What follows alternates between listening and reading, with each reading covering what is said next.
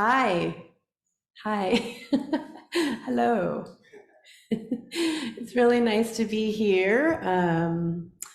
My name is Fusho, for those of you I haven't met.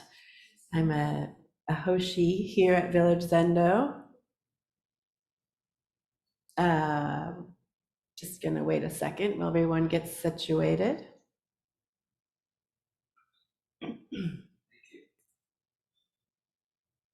No problem. Um, yeah, so I was thinking while we were chanting the Heart Sutra about a modern day story of enlightenment that I encountered recently, that many of us might have encountered if we happened to go to the movies this summer and see Barbie. It's a surprising way to encounter enlightenment, you might say, or the enlightenment story. But I definitely think that's what it is.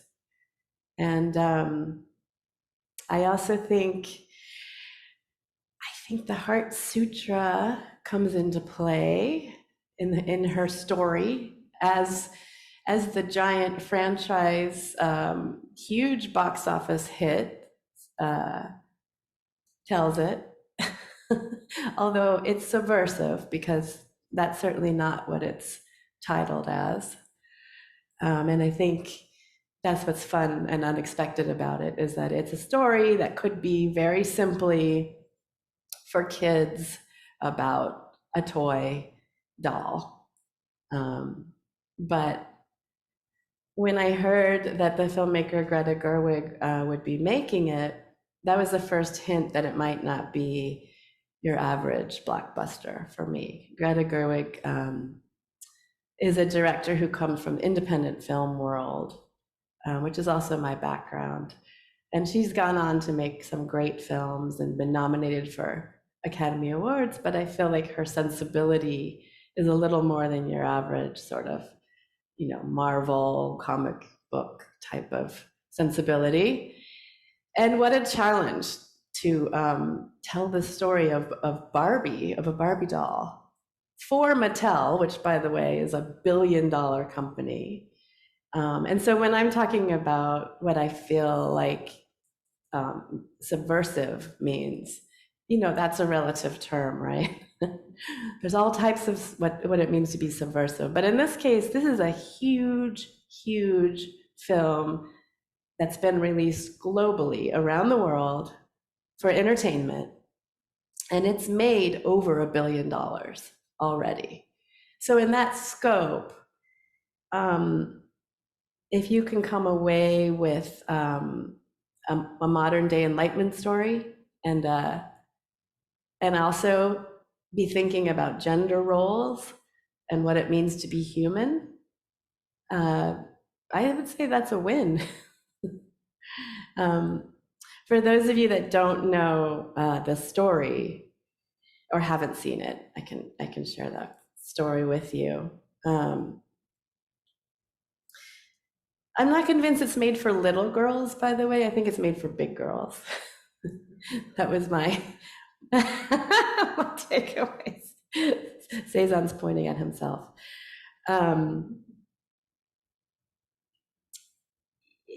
Greta has a lot of fun turning things on their head. So in Barbie land, when we first encounter Barbie, everything is run by Barbies. And it's very much a matriarchy that we're encountering.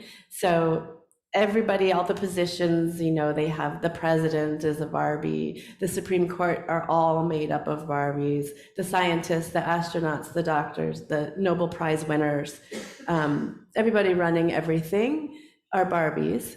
And then Ken is there, but Ken's not running anything. He's sort of there as an accessory. And Ken doesn't really even know what his job is.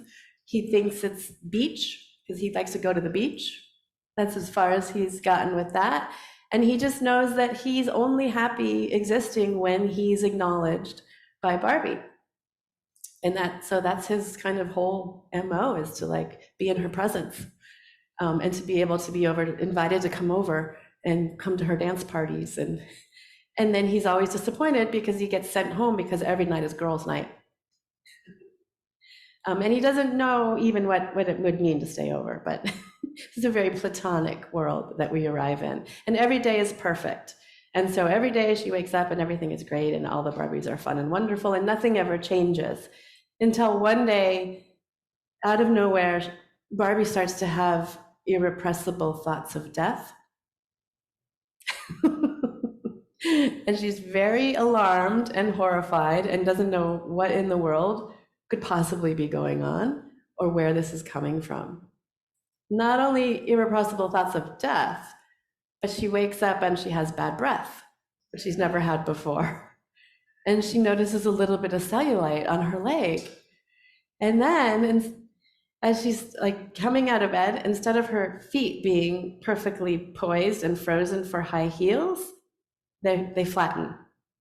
And her feet are on the ground suddenly, which is horrifying and terrible. And so, and she's super scared. And she does fall over at first, because as some of us feminists know, that if Barbie was a real person and she had those, measurements, she wouldn't be able to walk. So she does fall over. But then it's a big question of what to do about the fact that all these horrible things are happening, and something horrible has happened to her feet, which are now on the ground.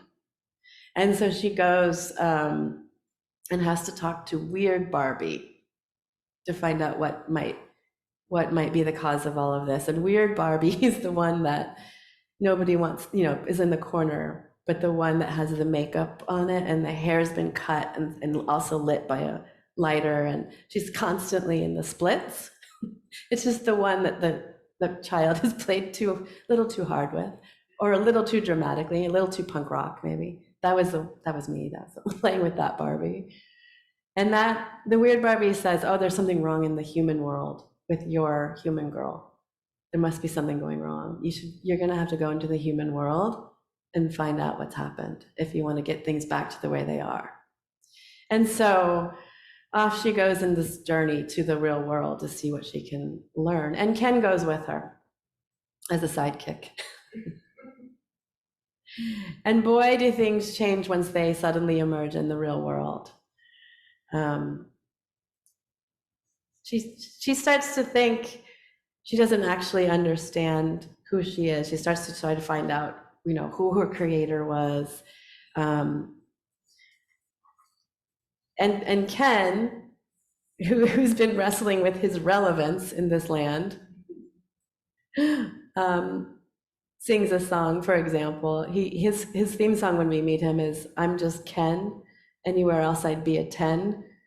Is it my destiny to live and die a life of blonde fragility?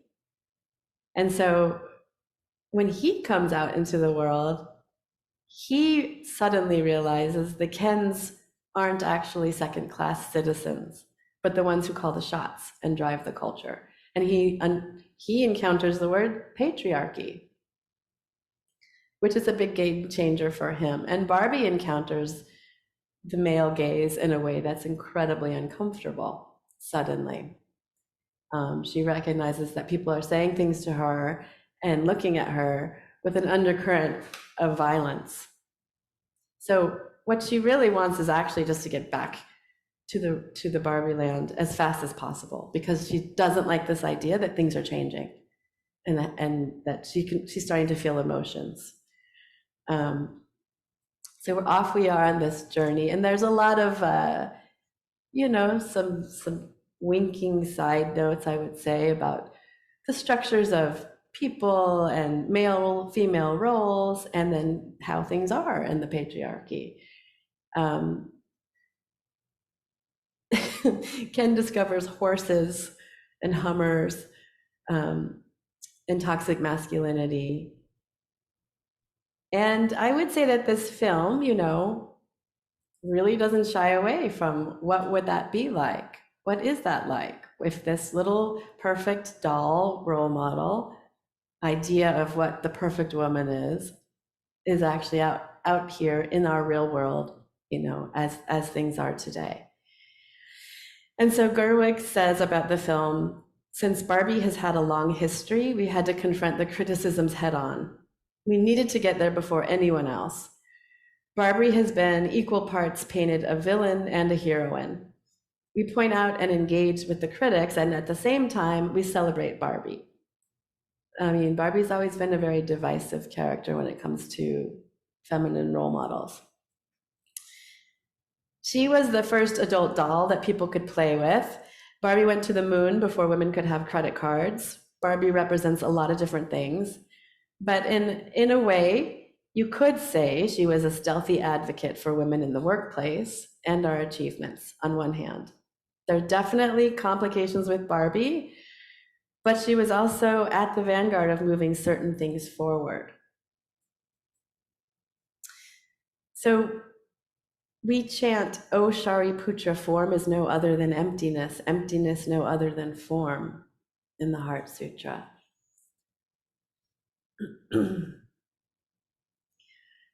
And as Barbie goes on her journey in this film, she starts to question what it means to be human, what it means to be a woman. She doesn't know suddenly, so she's entering into a place of not knowing. And she's asking, about herself. Or as my Dharma brother, Zazen, would say, what's more Zen than, who am I?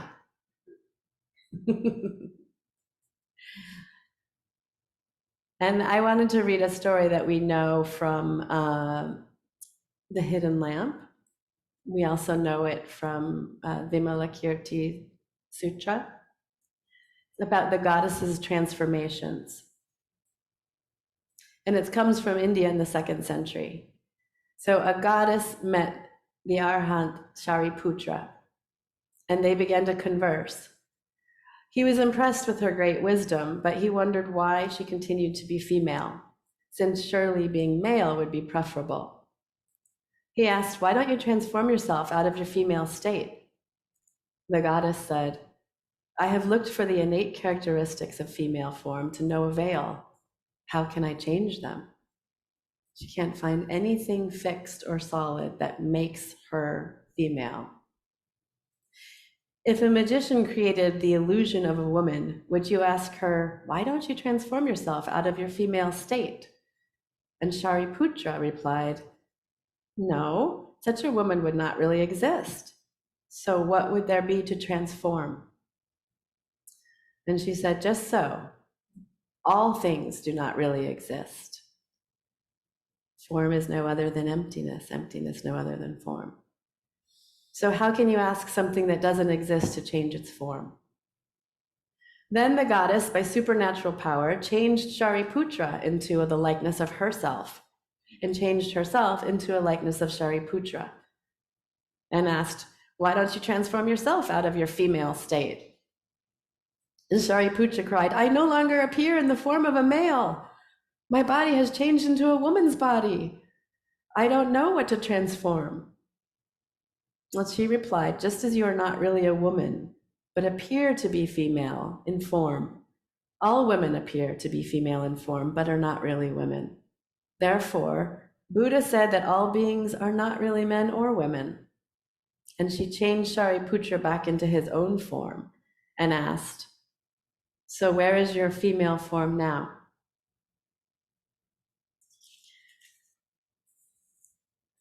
So Barbie starts to encounter what it means to be human, how messy things are, how uncomfortable having these emotions can be, and how scary. And not to mention how hard it is to meet everyone's expectations of what it means to be a woman. And she starts to get confused. And she starts to ask, as Billie Eilish, our contemporary songwriter, poet, wrote in the song for the film, what was I made for? And the song lyrics that Billie Eilish wrote that you can hear in the film say, I used to float, now I just fall down. I used to know, but I'm not sure now. What was I made for? Taking a drive, I was an idea, looked so alive. Turns out I'm not real, just something you paid for. What was I made for? I don't know how to feel, but I want to try. Someday I might, someday I might.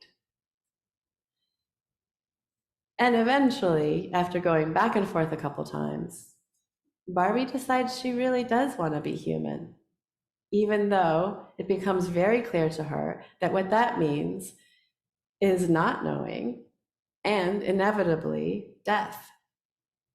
In the meantime, Ken decides he loves patriarchy, but then he realizes he actually has to take care of things and run things. And that's not that fun after all. So then he comes back to Barbie land. He doesn't know what to do with himself until Barbie explains, I am not the one that makes you who you are. And your horses aren't the things that make you who you are. And being in charge of things isn't what makes you who you are. And you're fine. You're okay. Just you right now. You're enough. So his head almost explodes.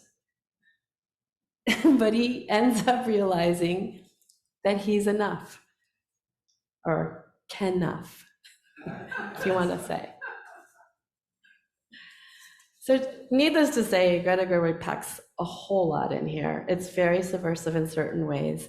There's all kinds of representation that if you look closely, you will see, but it's not explicit. Including trans actress Hari Nef is represented in the film as one of the Barbies.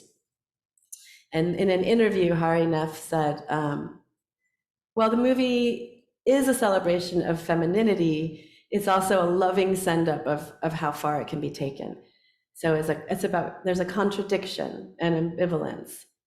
And it's very close to the heart of probably a lot of girls like me today, probably a lot of girls in general today. It's candy with a little poison, and that's what I like. She continues, I felt like through Barbie, I could explore all kinds of people to be and things to do. She said, I wasn't cast to be trans Barbie, but Barbies are Barbies. They're not human women, they're dolls. They don't have genitalia. As much as there's a celebration of femininity and being a girl in the movie, I think there's an encouragement of letting go of the checklist we ascribe to living your life and being in your body, on your way, on your own terms. The best we can do is be there for each other and take ourselves at face value without relying on the green light from someone or anyone else. Our Dharma sister and Sangha member Jennifer Cation Armstrong writes about pop culture, and she wrote about Barbie's enlightenment narrative. And she says it does no less than pontificate on the nature of consciousness, which is no small feat for a movie produced by a major corporation. And she says the film serves as a meditation on consciousness, impermanence, and the true nature of reality. Barbie's quest is an overtly spiritual one, coming into her own consciousness. Once she's seen the truth of suffering, she feels compelled to join humanity, just the way Buddha did when he left out on his journey as a prince and left the palace walls and realized that there is suffering in the world.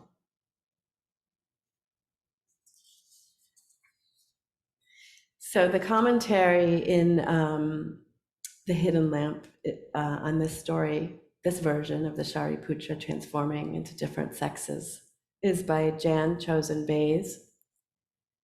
And her reflection says, once somebody asked me, in India, it is said that you cannot be enlightened if you're a woman. What does Zen say about this? And she answered, in Zen practice, we say that in order to be enlightened, you must become completely a woman, completely a man, both and neither. The Buddha stated clearly that women and men are equally capable of attaining enlightenment, and he had enlightened women disciples. However, prejudice crept back in after Buddha's time. And yet, even the nuns in the time around 1228, who said, oh, we understand that the Buddha doesn't have a sex, did start to question whether or not they could be enlightened. There was a statue in Japan which had been commissioned by these nuns, and it was carved as a nude image with ambiguous genitalia. just like Barbie in some sense. But found within the statue was a prayer from one of the nuns asking to be reborn as a man. So the nun knew what it meant to be a woman in that time, and that it was very different in the real world. Even if she were married, unless she was wealthy, she would have been pregnant, nursing, cooking, cleaning, sewing almost every minute of her probably short life. And for most women, it would have been immensely easier to practice and to become enlightened in a male body. As an arhat, Shariputra is well practiced in seeing through mind-made creations, and yet his words, like all words spoken from the point of view of prejudice, give life to prejudice. However, the goddess responds to him with an answer arising from the essential truth, underlying all existence. In asking if a magician created the illusion of a woman, she's pointing out that if we are all constantly creating ourselves out of bits of sound and color and the glue that holds it all together is subliminal thought.